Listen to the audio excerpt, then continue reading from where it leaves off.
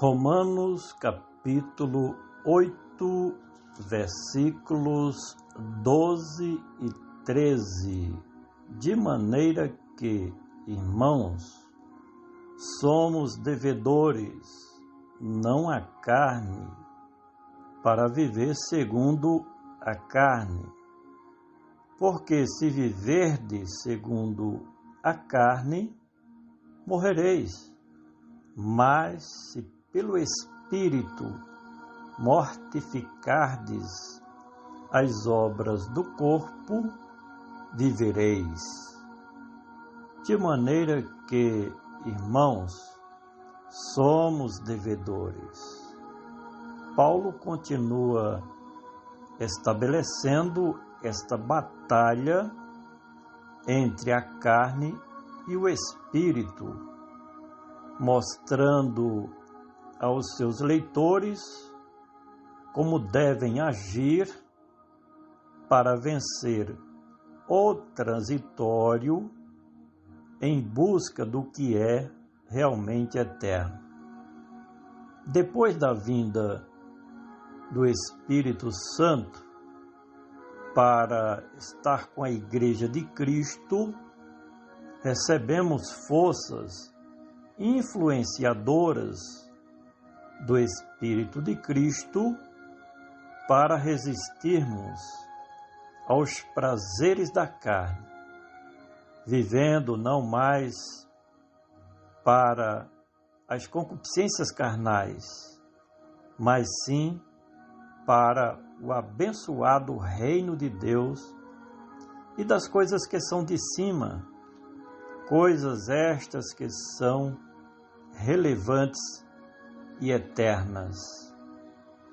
De maneira que, irmãos, somos devedores, não à carne, para viver segundo a carne. Na realidade, o autor fala a respeito do corpo do pecado, que desde a queda da raça humana, por meio de Adão e Eva, se tornou refém de uma escravidão, que tem como resultado a morte física e também a morte espiritual. Viver segundo a carne é viver somente para os padrões desta vida terrena, em que o homem natural só dá valor às coisas deste mundo e não às coisas de Deus. Viver para a carnalidade é ser apenas materialista. De maneiras que, irmãos, somos devedores, não à carne, para viver segundo a carne.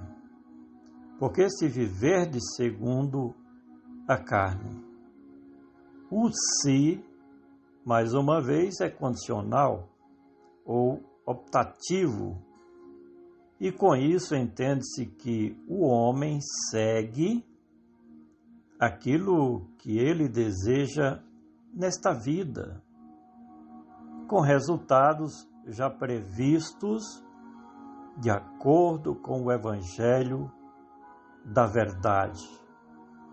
Quem resolve viver segundo a carne não tem como agradar a Deus. E quem se faz inimigo de Deus é porque optou pelo livre-arbítrio, pelo mundo e pelo domínio do diabo com os seus demônios na vida das pessoas. De maneira que, irmãos, somos devedores, não à carne, para viver segundo a carne. Porque se viverdes segundo a carne, morrereis. A regra não mudou para quem rejeita a Cristo.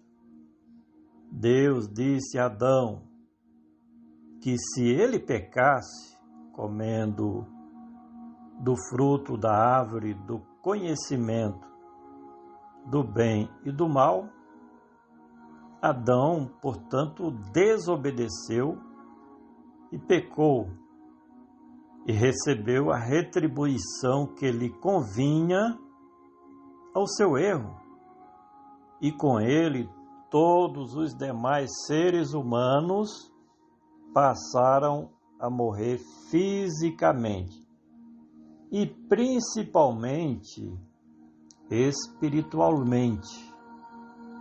O apóstolo fala da condenação eterna dos incrédulos, dos ímpios e dos ateus, o que é chamado também segunda morte, ou morte eterna no inferno. De maneira que, irmãos, somos devedores, não à carne, para viver segundo a carne. Porque, se viverdes segundo a carne, morrereis.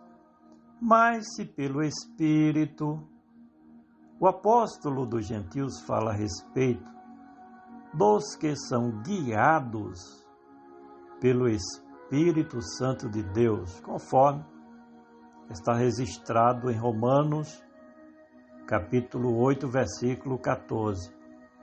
Porque todos os que são guiados pelo Espírito de Deus, esses são chamados filhos de Deus. Cristo, tendo cumprido sua missão de redenção, subiu ao céu para se assentar à destra de Deus. Mas enviou-nos o Santo Espírito de Deus para influenciar decisivamente aos seus remidos a que façam sempre a vontade de Deus e de Cristo Jesus, o nosso Salvador. De maneira que, irmãos, somos devedores, não à carne, para viver segundo a carne. Porque se viverdes segundo a carne, morrereis. Mas se pelo Espírito mortificardes as obras do corpo. As obras do corpo são chamadas de obras da carne, sobre as quais Paulo fala em Gálatas, capítulo 5, versículos 19 ao 21, onde está escrito: porque as obras da carne são manifestas, as quais são adultério, prostituição, impureza, lascívia, idolatria, feitiçaria, inimizades, porfias, emulações, iras, pelejas, dissensões, heresias, invejas, homicídios, bebedices, glutonarias e coisas semelhantes a estas, acerca das quais vos declaro, como já antes vos disse, que os que cometem tais coisas não herdarão o reino de Deus. Precisamos renunciar às obras da carne. Finalmente, de maneira que, irmãos, somos devedores não à carne, para viver segundo a carne. Porque se viverdes segundo a carne, morrereis. Mas se pelo Espírito mortificardes as obras do corpo, vivereis. Os remidos de Cristo têm que lutar contra o mundo com seus atrativos, bem como contra a influência negativa do diabo com seus demônios, como também contra as concupiscências de sua própria carne.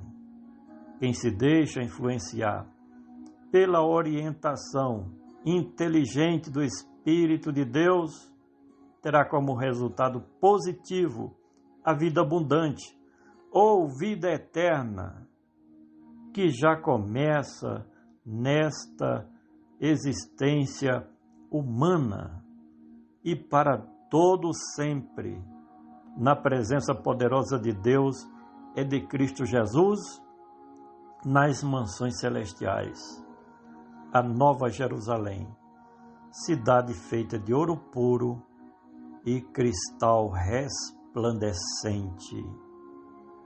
Compartilhe este áudio e vamos juntos semear o poderoso Evangelho de Cristo Jesus. Este é o nosso comentário que você pode ler no nosso blog Comentário Expositivo do Novo Testamento.